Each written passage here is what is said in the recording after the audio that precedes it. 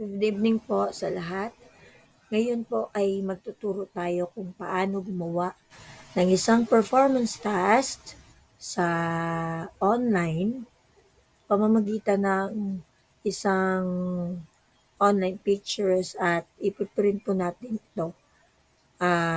Ngayon po ay magsisimula tayo sa pag-search sa Google ng mga pangulo ng Pilipinas na napapatupad ng programa mula 1946 hanggang 1972 po.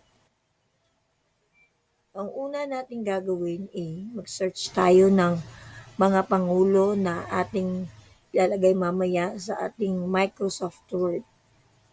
Unang-una nating gagawin ay mag-type ng pangalan.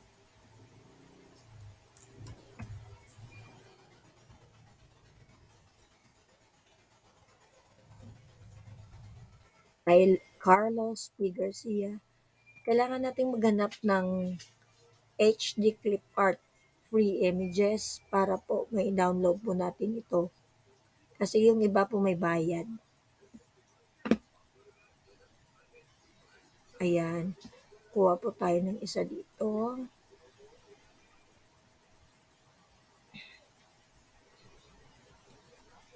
Ayan. At right click po natin para po ating ma-save.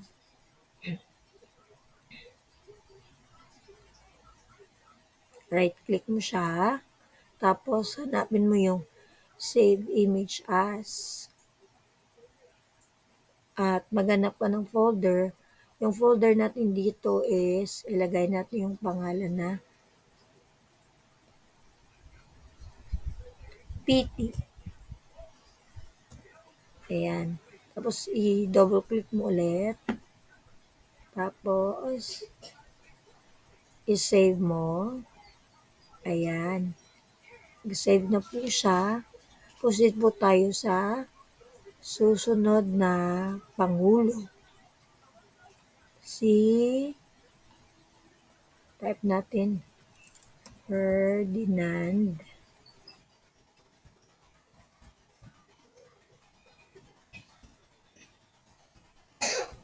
Marcos Sr.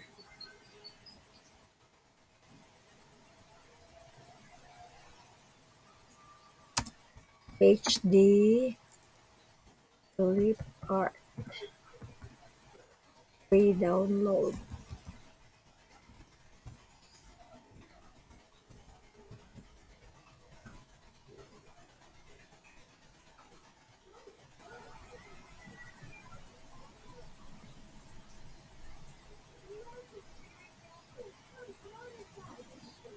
Siguraduhin lang po natin na maayos po yung internet natin para wag po tayong matagalan. At nakalimutan ko po, kailangan pala nating mag-login o mag-sign in sa ating Google para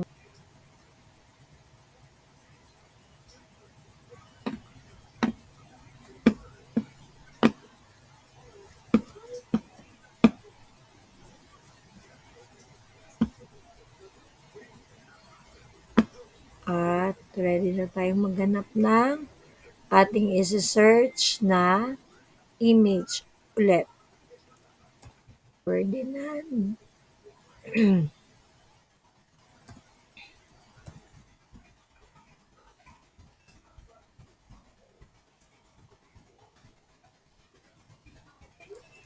Senior HD Clip Art.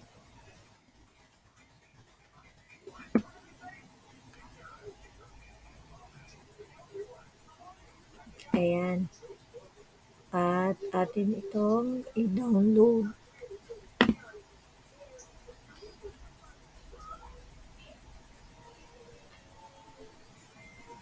Mag-click tayo ng isa. Ayan. Tapos,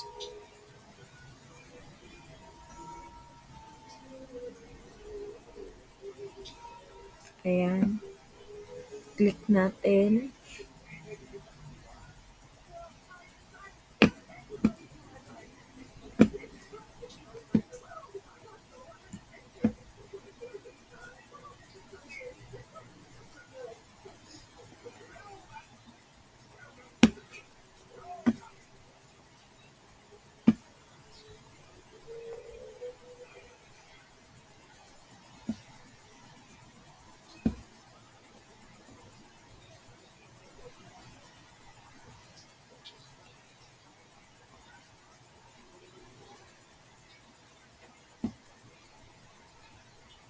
Ayan, i-save image po natin.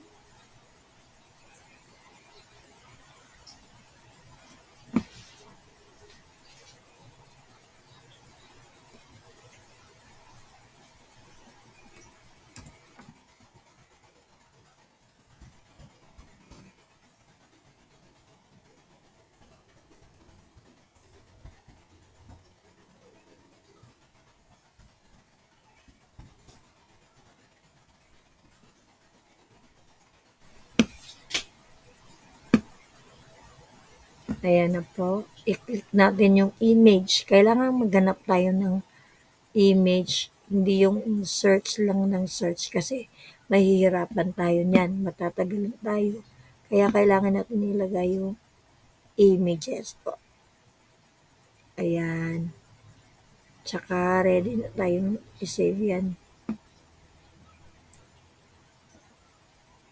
I-right click lang po natin. Ilagay natin.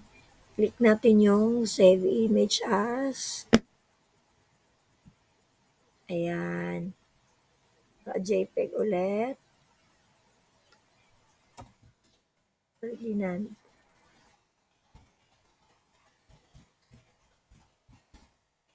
Marcos. Kailangan lagyan natin ng label yung mga isi-save natin para wag tayong makalimot ng mga pangalan ng ating isinisave na pangulo.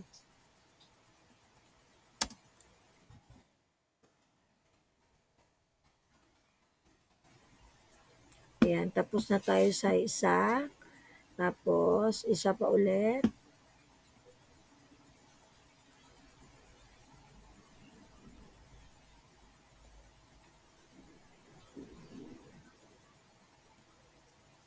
Elpidio Quirino.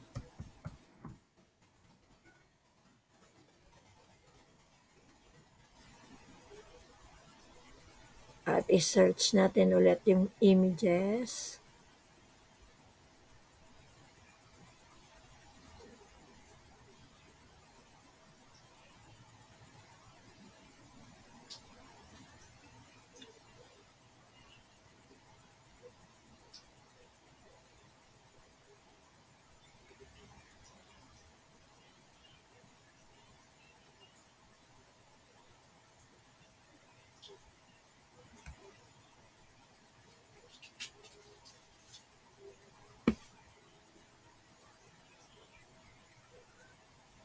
Kaya, tapos click ulit tayo sa images.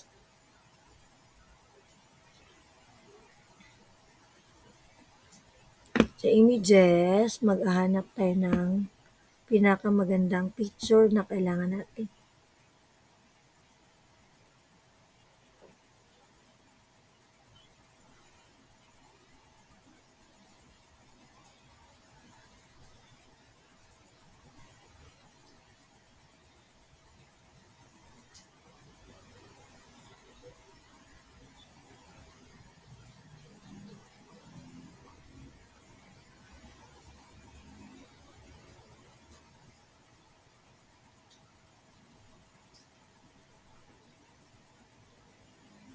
At pagkatapos po nating i-save lahat, ay pupunta na po tayo sa ating Microsoft Word.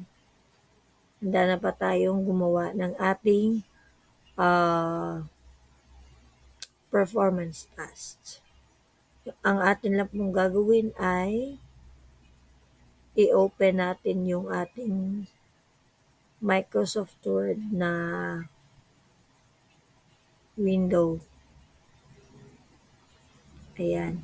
Kailangan naka-blank document po tayo. Tapos, lagyan natin ng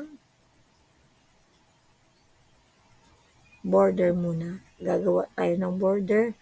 Punta tayo sa layout. Ay, sa home pala. Tapos,